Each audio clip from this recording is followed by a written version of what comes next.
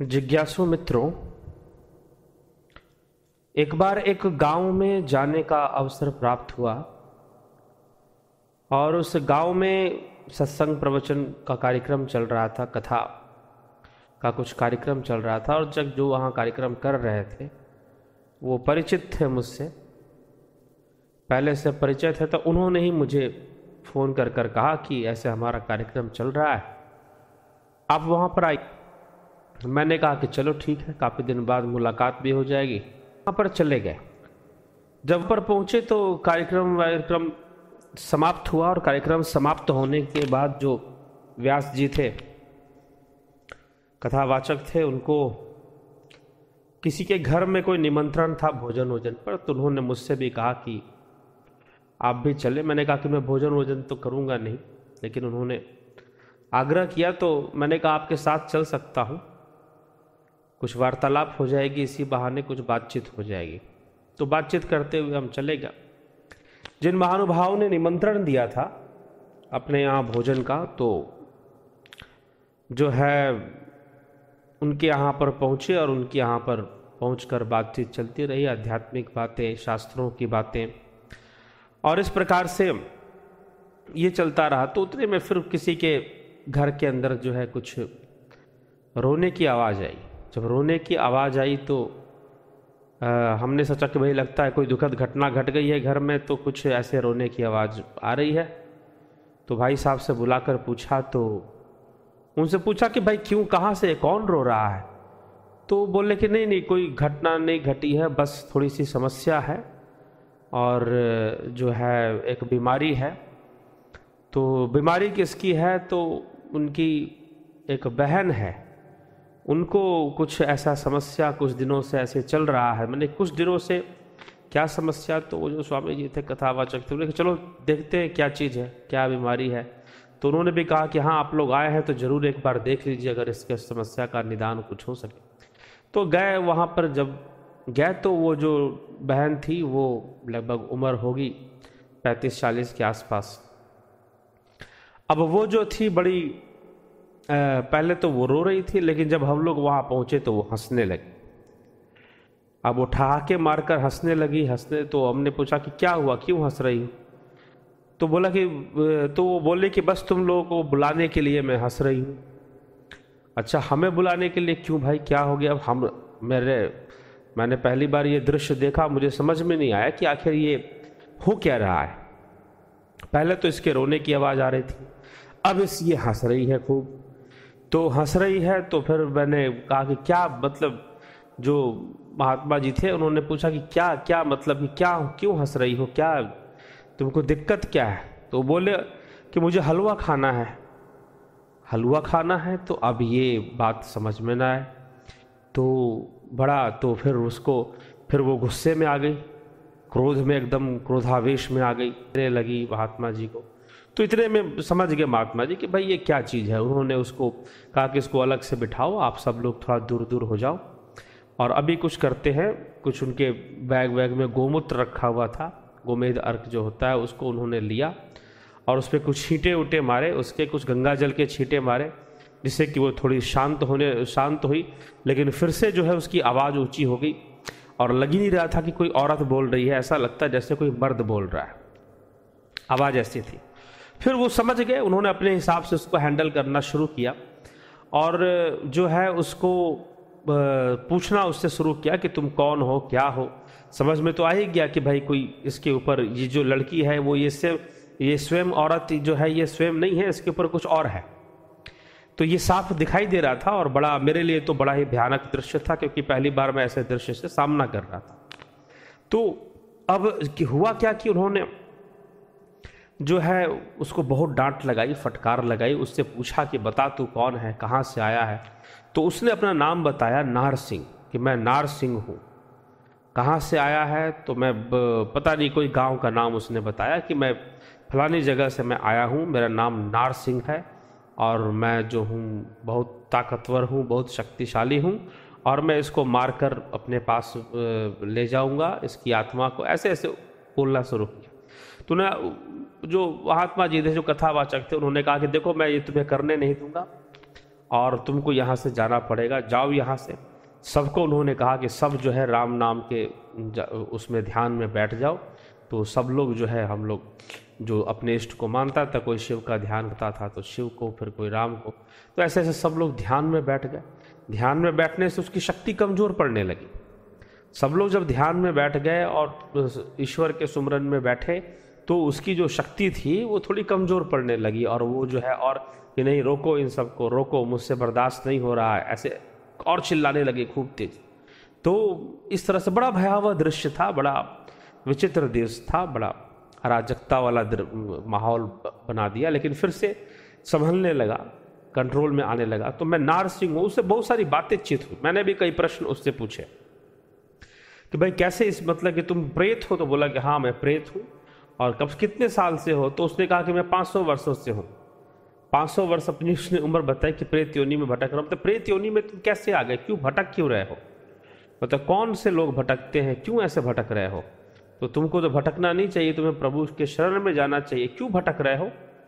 तो उसने कहा कि मुझे रास्ता ही नहीं मिल रहा कि मैं कहाँ जाऊँ। तो क्यों रास्ता नहीं मिल रहा तुमको? क्योंकि मैंने कभी सोचा ही नहीं था कि मैं प्रेत योनि में आऊँगा। तो तुमने क्या सोचा था?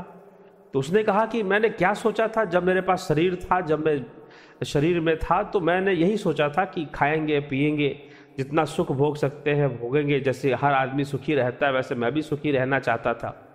तो तुम्हें पता नहीं था कि तुम मैंने पूछा कि तुम्हें नहीं पता था कि तुम प्रेत योनि में आ जाओगे और यहाँ प्रेत योनि में आकर भटकोगे? तो उसने कहा कि नहीं, मुझे कुछ नहीं पता था इसके बारे में, लेकिन मैं मर गया और मरने के बाद शरीर तो खत्म हो गया और फिर मैं ऐसे भटक रहा हूँ। ऐसी बातें उसने खुद अपने मुंह से बोली। तो अब जो है ऐसा होता है, ऐसा अगर आपने, जिन लोगों ने ऐसे दृश्य का सामना किया होगा, तो ये प्रेत आत्माएं बहुत तरह की बातें जो दूसरे के शरीर पर आकर वो होती हैं, वो बोलती हैं। वैसे दूसरे के शरीर पर आने वाली जो प्रेतात्माएं होती हैं वो बहुत ही निम्न कोटि की प्रेतात्माएं होती हैं। मैं अपने अनुसंधान से, जो मैंने प्रेतात्माओं के ऊपर स्वयं का भी मेरा एक अनुसंधान है, मैं आपको कई अनुसंधानकर्ताओं का रेफरेंस तो देता ही हूँ, लेकिन और भी कई अनुसंधान जो मैंने स्वयं अनुभव किया है वो मैं धीरे धीरे एक एक कर कई विषय पर इस पर चर्चा करेंगे। तो वो प्रेत आत्मा जो थी उसने कहा कि मुझे कुछ पता ही नहीं कि मैं प्रेत योनि में आ जाऊंगा और जो है इस तरह से भटकना पड़ेगा, और दूसरों के शरीर में जाकर भोजन करने का स्वाद की जो लिप्सा है, जो वासना है, वो तो बनी हुई है, वासनाओं के कारण ही भटकना है। तो मुख्य रूप से उसने जो एक बहुत महत्वपूर्ण बात कही जो समझने योग्य है, और वह महत्वपूर्ण बात जो समझने योग्य है वह यह है कि उसने कहा कि मैं भटक रहा हूं, मुझे पता ही नहीं था कि प्रेत योनि में कुछ होता है। मैं तो यही समझता था कि जन्म है और मृत्यु है, मृत्यु के साथ सब खत्म हो जाता है। इसलिए यावत जीवेत सुखम जीवेत ऋण कृत्वा घृतम पिबेत, जब तक जियो सुख से जियो, कर्जा लेकर घी पियो। परलोक किसने देखा है? कौन जानता है कि मृत्यु के बाद क्या होगा और मृत्यु के बाद क्या नहीं होगा? इसको भला किसने देखा है? कौन जानता है?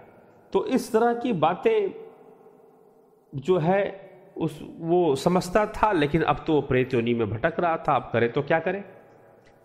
तो ये भटकता कौन है? भटकना किसको पड़ता है? कहते ना कि आत्माएं भटकती हैं, तो कौन भटकता है और क्यों भटकना पड़ता है? तो एक बात हमेशा ध्यान रखो कि जो ऐसी विचारधारा के लोग हैं कि यावत जीवेत सुखम जीवेत, जो चारवाकी विचारधारा के लोग हैं, जो पहले ये मानते हैं कि मौत आ जाएगी और मौत आने के पहले सारे सुख भोग लो, सारे आनंद भोग लो, सारे मजे लूट लो, क्योंकि मौत आते ही सब खत्म हो जाएगा। कौन जानता है परलोक है नहीं है?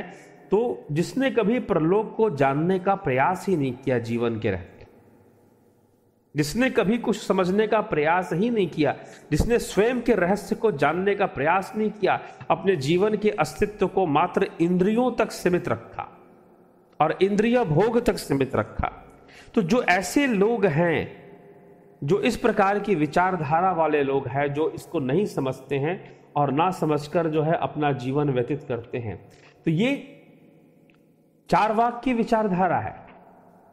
चारवाकी विचारधारा इसको कहना चाहिए। तो ये विचारधारा, जो इस प्रकार की विचारधारा है, वो दुखदाई है, वो दुखदाई है। इसलिए कठोपनिषद के अंदर बड़ा सुंदर लिखा गया कि अविद्या यामंतरे वर्तमान स्वयं धीरा पंडित मन्यमाना दंद्रव मन्यमाना परियंती मूढ़ा अंधे नैव नियमाना यथांधा। जो अबोध अंधकार में डूबे हुए हैं, अज्ञान अंधकार में डूबे हुए हैं, अविद्या के अहंकार में मत हैं, पांडित्य अभिमान से ग्रसित है, उनकी ऐसी स्थिति है जैसे अंधों को अंधे ही मार्ग दिखा रहे हों। धन, कामना और सांसारिक वासनाओं से मूढ़ मनुष्यों को के हृदय में अबोध शिशुओं के समान ही पारलौकिक सत्ता की अनुभूति नहीं होती। ऐसे लोग जो कहते हैं कि पृथ्वी को छोड़कर परलोक नाम की कोई वस्तु नहीं है, बार बार मृत्यु लोक में ही आते हैं। उन्हें बार बार पुनर्गमन करना पड़ता, उन्हें मृत्यु लोक में आना पड़ता, क्योंकि उन्होंने कभी भी जानने का प्रयास ही नहीं किया कि मृत्यु के बाद क्या है, मृत्यु के बाद क्या है, कभी इसकी जानने के प्रयास नहीं किया। उन्होंने ये कहा कि भाई हमें तो बस यही जीवन है और चाहे हम इसको जी लें, इसमें जितने आनंद भोगने हैं भोग लें। उन्होंने कभी जानने की कोशिश ही नहीं की, अपने आप से प्रश्न नहीं पूछा, कभी उनके अंदर जिज्ञासा ही नहीं उठी कि जब वो सो जाते हैं तो स्वप्न की अवस्था में कहां पर होते हैं, वो कौन सी आंखें हैं जो स्वप्न देखती हैं। क्योंकि स्वप्न जिस दुनिया में आप स्वप्न देखते हैं उसमें सूर्य की रोशनी नहीं होती, उसमें बल्ब की रोशनी नहीं होती, उसमें ट्यूबलाइट की रोशनी नहीं होती, और बिना रोशनी के तो देखना संभव नहीं है। क्या अंधकार में कुछ देखा जा सकता है क्या? अंधेरे में कुछ भी देखना संभव नहीं है। देखना तो प्रकाश में ही संभव है। जब तक प्रकाश नहीं फैलेगा तब तक आप कुछ देख नहीं पाएंगे। अंधेरा फैला रहेगा तो क्या नजर आएगा? लेकिन स्वप्न के अंदर फिर कैसे देखते हो? वहां ना तो कोई टॉर्च लाइट है, ना कोई ट्यूब लाइट है, ना कोई एलईडी लाइट है, और ना ही सूर्य की रोशनी है, ना चंद्रमा की रोशनी है, तो फिर देखते कैसे हो? वो कौन सी अवस्था है? कभी उस तेजस को, हिरण्य गर्भ को, सूक्ष्म लोक को, प्रेत लोक को तुमने समझने का प्रयास नहीं किया, और ये माना कि बस ये संसार ही सब कुछ है, और तुम्हें इस संसार की भोग वृत्तियों की आदत पड़ गई, और वही आदत मरने के बाद भी बनी रही।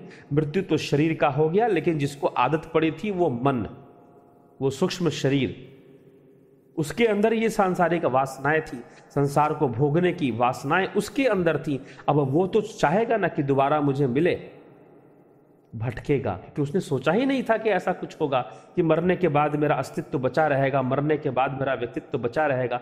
तो प्रश्न है कि आत्माएं भटकती क्यों हैं? भटकती हैं क्योंकि जब उनके पास मनुष्य का शरीर था तो उन्होंने कोई तैयारी नहीं की। अरे आपको पता है कि परीक्षा है, तो परीक्षा है तो परीक्षा की तैयारी करो ना। फिर कुछ पढ़ोगे नहीं और सोचोगे कि लास्ट में जाकर थोड़ी सी तैयारी से हो जाए काम, तो नहीं चलने वाला। अभ्यास करना पड़ेगा साधना का। अंतस जो हमारा अंतःकरण है उसके रहस्य को समझना पड़ेगा, मन बुद्धि चित्त अहंकार के रहस्य को जानना पड़ेगा, और फिर जो परलोक की जो अवस्था है उसको समझनी पड़ेगी। साधना से, शास्त्र अध्ययन से, स्वाध्याय से, निधिध्यासन से समझना पड़ेगा उसे। महर्षि पतंजलि ने योग, ध्यान, समाधि का मार्ग बताया, अष्टांग योग का। हम अगर जान जाएं तो सूक्ष्म शरीर में जीवात्मा कैसे गमन करता है, हम उस रहस्य को भी जान जाएंगे। क्योंकि ईश्वर अंश जीव अविनाशी, चेतन अमल सहज सुख राशि। ईश्वर का ये अंश जीव अविनाशी है, इसका कभी विनाश नहीं होता। चेतन है, अमल है, सहज है, सुख की राशि है। ये समझना पड़ेगा। तो हम ये समझने का कोई प्रयास ही नहीं करते। आपको तो जल्दी पड़ी हुई है, मनुष्यों को देखो आप जल्दी पड़ी हुई है। पता नहीं मरने के पहले सारी दुनिया जीत लेना चाहते। मरने के पहले वो चाहते सब कुछ भोग ले, सब कुछ कर ले, कुछ बचे ही ना। क्यों ऐसा चाहते हैं वो? क्योंकि वो मरने को ही आखिरी सत्य मानते हैं। उनको लगता है कि मृत्यु के बाद कुछ है ही नहीं, मर गया बस, खत्म सब कुछ। ऐसा नहीं होता, यही तो समस्या है।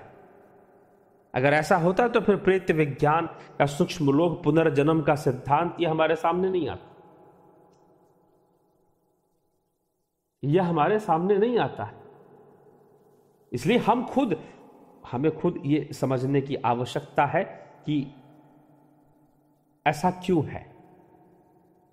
जब किसी का अंतिम संस्कार किया जाता है तो आपको ये बताया, ऋग्वेद के मंत्र का उच्चारण होता है। अंतिम संस्कार करते समय जब किसी को अग्निदाह करते हैं, मृत्यु के उपरांत किसी के पार्थिव शरीर, किसी के स्थूल शरीर को, देह को जब अग्नि दिया जाता है तो उसका अंतिम संस्कार उसके पहले के ऋग्वेद का श्लोक होता है। वो श्लोक क्या है? प्रेहि प्रेहि पथि भी पूर्वेभ्य यत्रा न पूर्वे पितरः परेयु उभा राजाना स्वधया मदंता यमम पश्यासी वरुणम च देवेम। जाओ जाओ, उस पथ पर जाओ जिस प्राचीन पथ पर हमारे पूर्व पुरुष गए।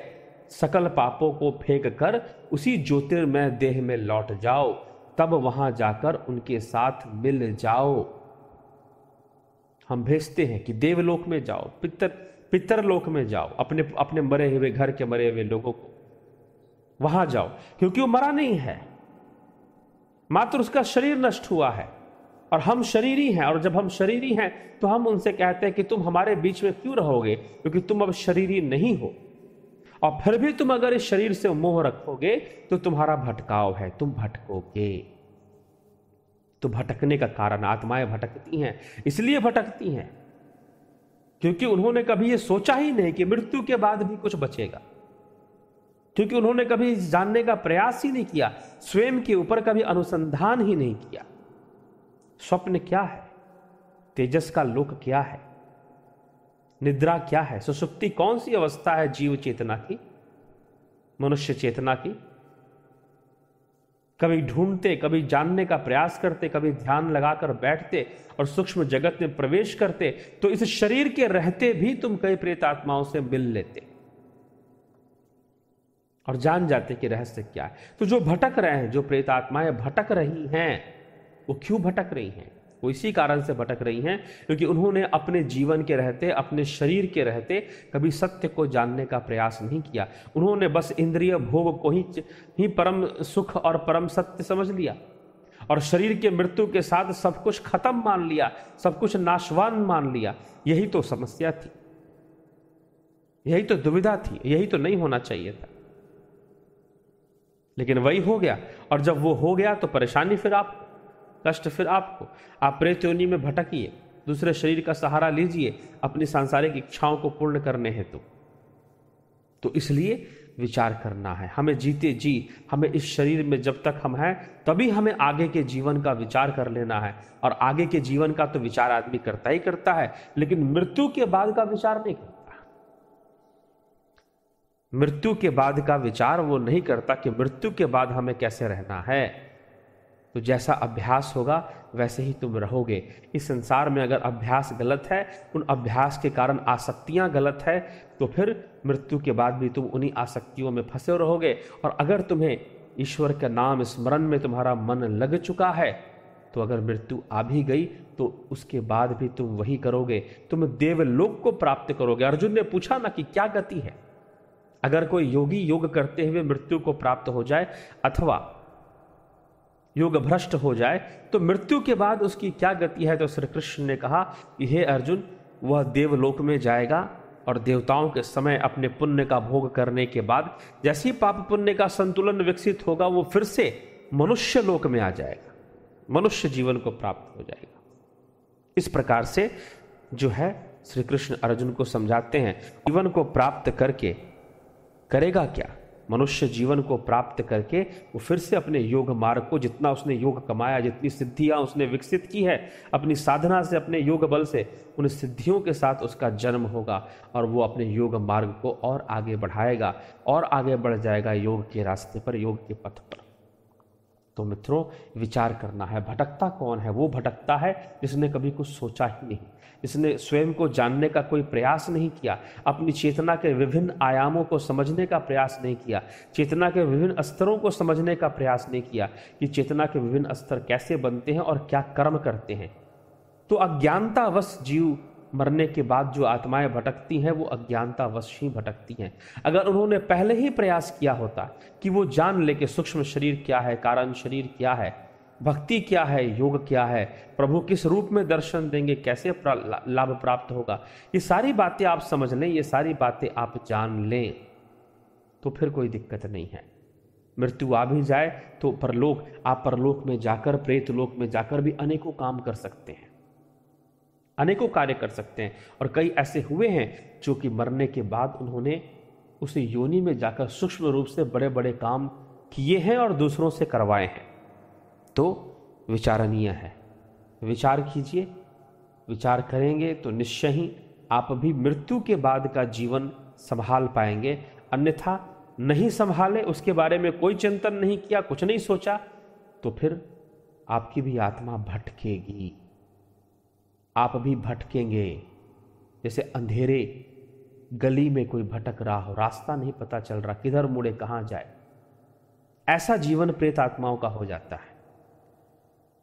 सांसारिक भोगों की लिप्सा बनी रहती है, वासनाएं बनी रहती हैं, तो नरक का भोग ये प्रेत योनि में जाकर लोग भोगना शुरू कर देते हैं। तो आज से विचार करना शुरू करो, ईश्वर अंश जीव अविनाशी, चेतन अमल सहज सुख साची।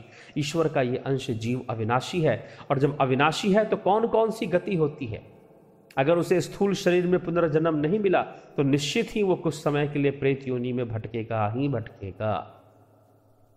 तो हमें विचार करना है और हमें अपना बचाव करना है कि मरना तो है ही, सबको, आए हैं सो जाएंगे।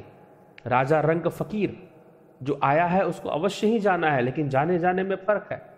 ज्ञानी भोगे ज्ञान से, अज्ञानी भोगे रोए। अज्ञानी रो रो कर भोगता है और ज्ञानी उस ज्ञान के रहस्य को जानता है, वो मैनेज करना जानता है। तो इसलिए हमें विचार कर लेना है इस विषय में, हमें अपना खुद का जीवन सुधार लेना है इस विषय में। तो निश्चित रूप से हम विचार करेंगे और विचार कर कर हम कम से कम ऐसा जीवन जरूर जिएंगे जिसमें इस बात की का दृढ़ विश्वास होगा कि हाँ, मृत्यु के बाद जीवन खत्म नहीं होता, और जब जीवन आता है तो वो बिना शरीर के, बिना देह के वो जीवन होता है। और उसमें अगर हमने पहले से तैयारी नहीं की है तो भटकना है, बहुत दुखी होना है, बहुत संताप मिलेगा, बहुत दुख मिलेगा, बहुत भटकाव मिलेगा। इसलिए विचार कर कर, शास्त्रों की बातों को मानकर, जो हमारे ग्रंथ कहते हैं, गीता, श्रीमद् भगवद गीता में जो विज्ञान लिखा जा रहा है आत्मा का, जीवात्मा का, तो उसको समझकर हम अपना जीवन जिएं और ध्यान, साधना, योग करते हुए जीवन में आगे बढ़ें, सर्व कल्याण की भावना रखें। तो निश्चय ही मृत्यु के बाद जो समय होगा वो बेहतर होगा, वो अच्छा होगा। ऐसा दृढ़ संकल्प कर कर चलना चाहिए। धन्यवाद। दिव्य सृजन के इस चैनल पर भारतीय दर्शन शास्त्र, योग, अध्यात्म और आयुर्वेद जैसे मानव कल्याणकारी विषयों पर चर्चा होती है। अतः इस चैनल को सब्सक्राइब, शेयर और लाइक करके इसे आगे बढ़ाने में सहयोग करें। बेल आइकन टच करके हमारे आगे आने वाली वीडियो की जानकारी नोटिफिकेशंस में प्राप्त करें, और कमेंट करके आप इन विषयों पर अपने प्रश्न भी पूछ सकते हैं। धन्यवाद।